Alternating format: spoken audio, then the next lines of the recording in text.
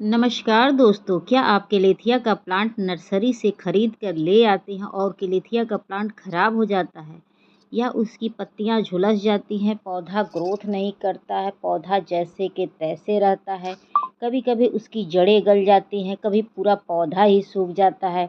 तो इस हालत में आज एक ऐसा खाद लेकर आए हैं जिसका प्रयोग करते हैं तो 100% गारंटी के साथ आपका कोई भी पौधा मरेगा नहीं, झुलसेगा नहीं और नहीं तो सालों साल आपके गार्डन में बना रहेगा और ढेरों ब्रांच निकालता रहेगा दोस्तों। तो ये खाद प्रयोग करने से पहले इस पौधे की देखभाल कैसे करनी है वो पहले हम बता दें, फिर खाद देना हम आपको बताएंगे। उसके लिए आप मेरे वीडियो में बने रहिएगा, क्योंकि जो केलेथिया का प्लांट होता है वह एक विशेष केयर मांगता है। अगर उस केयर को कर देते हैं तो थोड़ा भी अगर खाद कोई दे देते हैं तो यह पौधा कंटिन्यू ग्रोथ करता रहता है। तो सबसे पहले बता दें कि जो केलेथिया का पौधा होता है इसे धूप नहीं पसंद होती है। आप ऐसी जगह शिफ्ट करिएगा जहां सुबह की रोशनी आती हो या आधे घंटे की छनी छनी वाली धूप आती हो, तो ये पौधा बहुत अच्छे से चलेगा। एक भी पौधे की पत्तियां ना जलेंगी और ना पौधे की पत्तियों का कलर डल होगा। ठीक है, तो यह ध्यान रखिएगा क्योंकि यह पौधा धूप वाला नहीं है। आप चाहें तो बेडरूम वगैरह में रख सकते हैं, खिड़की के पास भी रख सकते हैं। अगला कार्य यह करना है कि जो यह पौधा होता है दोस्तों, यह अपने पत्तियों के कारण ही जाना जाता है। तो पत्तियों के ऊपर गंदगी वगैरह बैठ जाती है तो उसको हटाने के लिए एक कॉटन की सहायता से आप सब साफ सफाई करते रहिएगा। इससे क्या होता है कि पत्तियों में चमक आ जाती है और पत्तियां क्लीन हो जाती हैं, पत्तियों का रोम छिद्र खुल जाता है, जिससे पौधा अच्छे से ग्रोथ करता है। ठीक है, अगर इस पर डस्ट वगैरह बैठा रहेगा तो इस पौधे को लगाने का कोई मतलब नहीं होता है, क्योंकि डस्ट बैठने के बाद यह पौधा भी बीमार रहता है और पौधे की खूबसूरती चली जाती है। ठीक है, इस बात को ध्यान रखिएगा। या आप चाहें तो स्प्रे बॉटल से इसके ऊपर छिड़काव भी कर सकते हैं पानी का। तो आप अगर पानी का छिड़काव करना चाहते हैं तो उसमें 1 चम्मच फंगिसाइड भी डाल लीजिएगा, ताकि पौधे को फंगस से भी बचाया जाए और डस्ट वगैरह भी हटाया जाए।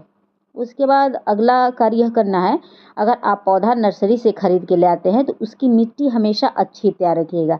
अगर आप अच्छी मिट्टी तैयार रखते हैं तो देखिएगा कि सालों साल आपका पौधा आपके घर में बना रहेगा और ढेरों न्यू न्यू बेबी प्लांट निकालता रहेगा दोस्तों। क्योंकि जब हम अच्छी मिट्टी तैयार रखते हैं तो उसमें जड़ें अच्छे से विकसित होती हैं, जिससे पौधा ग्रोथ होता है और अच्छी मिट्टी में कभी भी पौधा खराब नहीं होता है।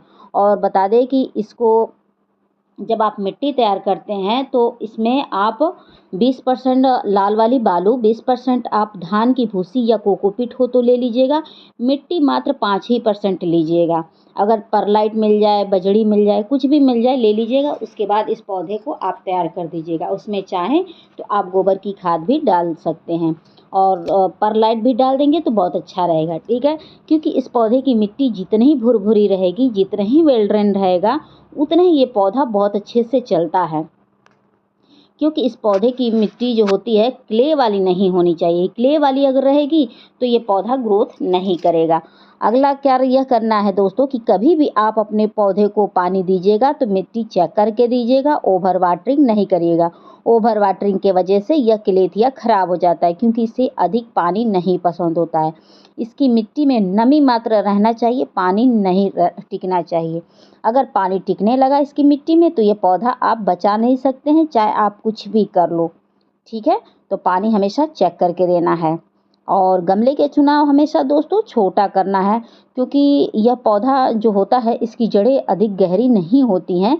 अगर आप बड़ा गमला दे देंगे तो ये पौधा खराब हो जाएगा। तो जितना छोटा गमला देंगे उतना ही ये ग्रो करेगा, उतना ही ये घना होगा और उतना ही ये स्वस्थ रहेगा। एक बात को ध्यान रखिएगा, छोटा से छोटा गमला दीजिएगा। ठीक है, तो सबसे पहला मैंने ये फर्टिलाइज़र लिया है नींबू। दोस्तों बता दें कि नींबू का छिलका अगर आप पानी में भिगो के रखते हैं और उस पानी को अगर आप डालते हैं तो बता दें दोस्तों कि जड़ों का निर्माण बहुत अच्छे से होता है। जब जड़ों का निर्माण होता है तो पौधा ग्रोथ करता है। नींबू को डालने से ये होता है, मिट्टी एसिडिक होती है जिससे जड़ें अच्छे से विकसित होती हैं। अगर पत्तियां लाइट कलर की हो गई हैं, लगता है जैसे नशे दिख रही हैं, या पत्तियों का ओरिजिनल कलर गायब हो गया, तो उस हालत में अगर आप नींबू 1 चम्मच निचोड़ के या आधा चम्मच पानी में मिला के डाल देते हैं तो पौधा बहुत अच्छे से ग्रोथ करता है और पौधे की पत्तियों में चमक रहती है और पत्तियां चौड़ी होती हैं, कलर सही आता है। ठीक है, तो इसका प्रयोग आपको महीने में 1 बार करना है। आप चाहें तो सिर्फ नींबू के छिलके भी भिगो के रख सकते हैं, आप चाहें तो उसको भी निचोड़ के डाल सकते हैं। उसके बाद मैंने ये चूना लिया है। चूना इसलिए डाला जाता है दोस्तों, पौधे को भरपूर मात्रा में कैल्शियम मिलता है। कैल्शियम जो होता है पौधे की पत्तियों को जलने से बचाता है, ब्रांच को जलने से बचाता है और पौधे की ग्रोथ को बरकरार रखता है और मिट्टी को भी स्वस्थ करता है। इसके भी ढेरों फायदे हैं। तो ये देख सकते हैं कि मैंने चूना कितना लिया है, तो इतना ही चूना लेना है, अधिक न लीजिएगा क्योंकि गमला अगर छोटा है तो चूना की मात्रा भी कम होनी चाहिए। ऐसे नींबू की मात्रा भी कम रखिएगा क्योंकि छोटा गमला रहेगा तो मात्रा भी कम डालिएगा, अधिक डालेंगे तो पौधे के लिए घातक भी हो सकता है। ठीक है, और बता दें कि चूना का प्रयोग आप हर तरह के पौधे में इस समय जरूर कर दीजिएगा। कीड़े मकोड़ों से भी पौधे सुरक्षित रहेंगे और मिट्टी भी स्वस्थ रहेगी। उसके बाद मैंने हल्दी और चाय पत्ती लिया है।